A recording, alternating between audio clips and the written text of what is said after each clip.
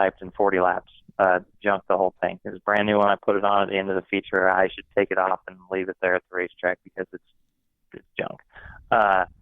Now, would I do that in a tire that's cut or siped? Depends on how aggressive you get with it, but we're all wanting to keep a tire to last us till lap 40 because every lap counts. So, I was probably running those last 15 laps of that race on, nothing. Dreads.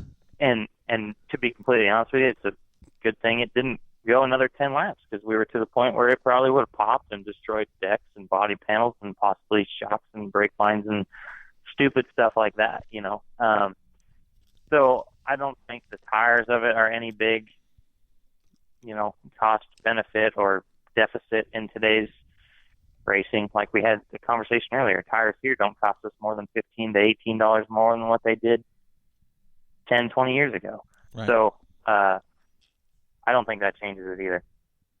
And that's a rule thing that's put in place that us as drivers have to abide by. Not that that's a bad thing by anybody to try and solve the problem. I think everybody's working here to try and figure out a solution, and I don't think that's bad by any means. I think as long as we keep working at it, this no groove, no sight deal has been like a trial across the country. I don't think anybody knew what the benefit would be when they started, and now we're getting to the point where there's enough data on it for each tire compound to say, okay, well, with this tire compound, that really doesn't work. But with this one, it actually works pretty well. And the Dream this weekend was a great example. You listen to any of those interviews on dirtondirt.com, almost 80% of them are, well, this tire isn't right for the track condition, but we're doing what we can with it. And, you listen to Bloomquist's interview from Saturday when he won the race. He complained about, or he didn't really complain about it, but he stated not being able to pass lap cars because he was overdoing his stuff. And when he slowed down and went to attack the corner the next time, he could feel the car physically slow down because he had used up too much tire or built too much heat. So you back off and give it a run when your tires are back in condition. So it's a game. You don't always have the right compound for the track condition, and everybody just kind of does what they have to do. And that does take the cost out of it by not having so many different compounds. But at the same time, if you don't have the right compound for the surface, you might spend just as much money. It's valid. There's a good point right there. It's a great point. Man.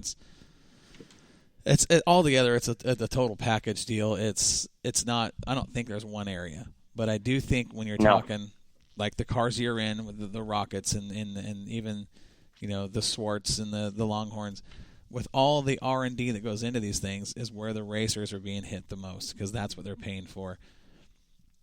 And all the other, parts, yes, 3 to 5%. They're saying on the average per year, racing goes up 3 to 5% for parts here, parts there. Whether it's the cost of the tires or control arms or hubs, whatever it is, bearings. It's going to go up. It's going to go up because the cost of living goes up, the cost of production goes up, and who's going to pay for that? Cost of raw materials goes up. Oh, we do this all the time. When you go to the market and go shopping, right, it goes up. It's just a way of life, housing, rent, that piece of it. And I think the cars have kind of gone up accordingly on parts, depends, steel costs go up and, just other even technology pieces, look at it 20 years ago. We weren't powder coating frames, but now we're powder coating frames. Right. That's an added cost. We're thermal coating, stuff instead of just raw aluminum. Yep. And so, pieces of that, you can definitely, all of us can, definitely we can overspend. And you guys were talking about brake components earlier. There's a whole nother world right there that you could spend as much money as you wanted to on brake components. Whether it be rotors, different rotor technology, brake pad technology, bearings, and that piece is, it's through the roof. But do you have to spend it from a local racer side of it? I don't think so. I think a local racer side of things, the everyday stuff you're going to buy, Willwood, hubs and rotors and all the different things you're going to buy are great. Nationally, I still think they're probably just the same. The biggest part nationally is you're just racing so much, you have to replace them a lot. Right. They wear out. Whereas a local racer, that's the other piece. We run 12, 13, 15, 20 races a year. And dude, they're racing 20 races in 6 weeks. Yeah. And I mean, it's funny when we raced when Justin raced at I-80, that was his first race of the year. Well, a lot of those guys had already raced 25 times. There were people pulling motors out, putting new motors in because they had already lapped out on them. But I think that's where, a lot of these parts are not, you see them on TV or you watch a race on TV and they have different stuff. And, from a local racer side, I don't know that you really need it. A lot of times I don't think from a national side you need it. I think it's more paying attention to keeping up with the track, keeping up with your tires and making the right adjustments to your car is going to win you races over that special part. Granted, you need to understand your car. No doubt. I mean, you have to. Otherwise, you're driving circles. You're not driving the car. The car's driving you. So, hey, guys, exactly. I want to say thanks for your time on the show. It's always a pleasure to have you guys on. I mean, it's been a great hour, and I'm sure that some of the stuff you put out there with what you've learned racing regionally, nationally, and locally has hopefully trickled down and changed some perspectives of guys here in our area, because I know there's a lot to learn from you with what you're doing in the Midwest, and it's always good to have you guys on, and I appreciate it. This is an argument. No, we appreciate. Go ahead, John. Go ahead. I was going to say we appreciate you having us on, and we like what you guys do. And bottom line, at the end of the day, we want our local tracks to succeed, so we can, all of our kids can be there and and race. I mean, it's a great sport, and we just need to figure a way to make it economical for everybody to do it. I don't know that there will ever be an answer for it on that aspect of it. Right. And what's expensive for me might not be expensive to the next guy, and what's expensive to the next guy might not be expensive to the other guy. I don't think there's any answer to that piece of it. And you just, at the end of the day, we all want to go race, and we love racing, and we live and breathe it. That's why we're doing what we do. But no, we appreciate you having us on here, and we'll go from there. All right, bud. You guys have a great night, and again, thanks for being on the show, and we will talk to you guys very soon. Awesome. Thank you. Thanks. See ya. Thank you, guys. Bye. Always awesome to have those guys on the show.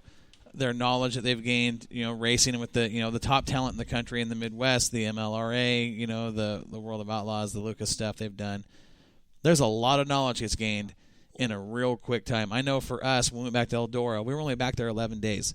I learned more about tires from Hoosier. We spent some time with those guys there in those 11 days than I had learned in 3 previous years working on those cars. Absolutely. And the thing, too, that bugged me is I never thought about the geographical aspect of things. See, and this is what I was talking about with our conversation. I told you that was going to come up. It makes a lot of sense. Well, and you start talking, when you start talking big High-Zook late model fuel, it really does make a difference. I mean, you're talking $300 a barrel. That's a pretty big margin. So there. Those guys in the Midwest are back there are paying $300 less per barrel of fuel than we're paying here on the West Coast. Yeah, $300. They're only paying $500 for a barrel. So for every 2 barrels they buy, they could buy 3 out here. I mean, for every 3 here. You know what I'm saying? That's nuts. And why? Why is the cost so high? I mean, you add in the taxes and the transportation and wherever it comes from. I know there's more refineries there where it's being produced, but still, $300, you got to be kidding me. That's a lot of money. Now, if you figure you're using 55 gallons of fuel per car in, say, 4 races, if not 2, you're looking at you're looking at saving a lot of money real quick. Yeah. I mean, you can't even add that up. If you're racing 100 times a year. And that's the nice thing is they're actually on gasoline and not methanol. At least that's what I'm assuming, considering it's an open motor late model. That stuff's not as hydroscopic and stuff. So they could when they go back to Nebraska, load up a whole trailer, bring it back out here, and stash it. Right. Makes perfect sense to me. Just I was earlier in our conversation when he brought that up, I was stunned to hear that number and how much they're saving per barrel back there. Exactly. It's unbelievable. But we're already into the 8 o'clock hour. It's already 10 after, and we are going to go to our break, and we're going to come back with the hot pit, the high octane diecast hot pit, and I think our caller is going to come in hot tonight. We're going to save that for just after the break. Want to say again, thanks for joining us here at the Northwest Dirt News from the you go, doing it again. Jetstream Aqua Massage Studio. We're going to take a quick break. We're going to be right back in about 5 minutes on our final break of the evening. We're going to come back with a high octane diecast hot pit, and our caller should be very entertaining to say the least. We'll be right back.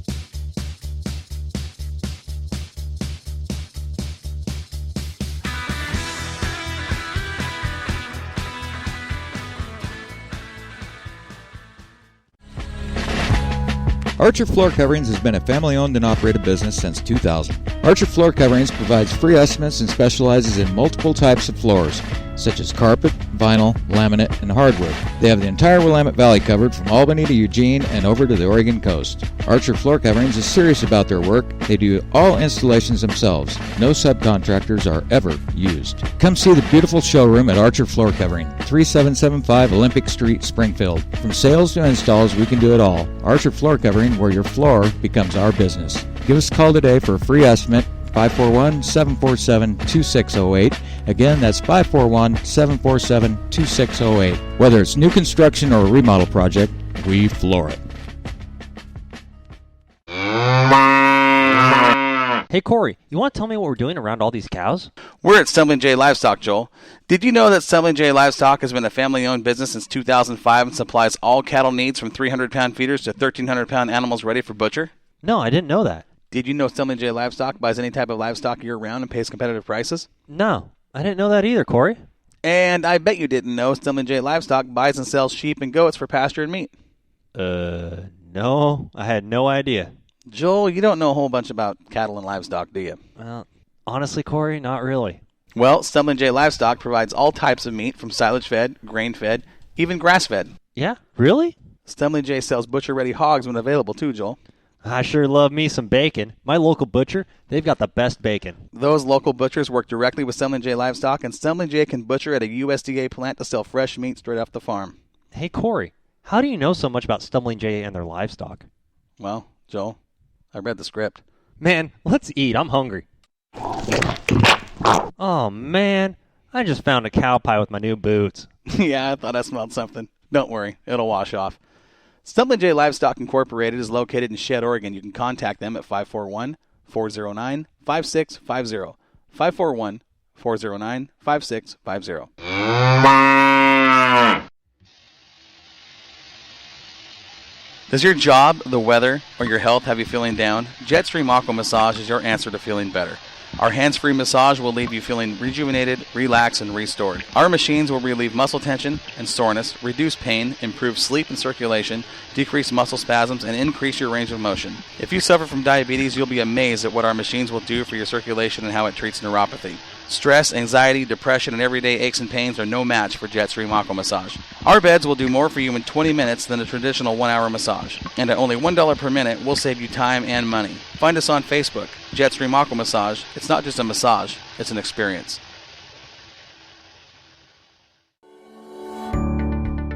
Hi listeners, Corey Pinfield with Moxie Meeting Promotions and Jetstream Aqua Massage.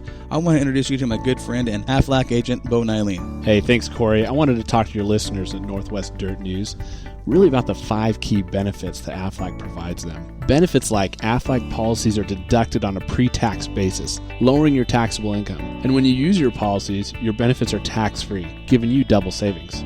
When you use your policies, Aflac pays you directly, not the hospital, not your doctor. Aflac pays our policyholders more than any other supplemental carrier in the industry. That's more money in your pocket.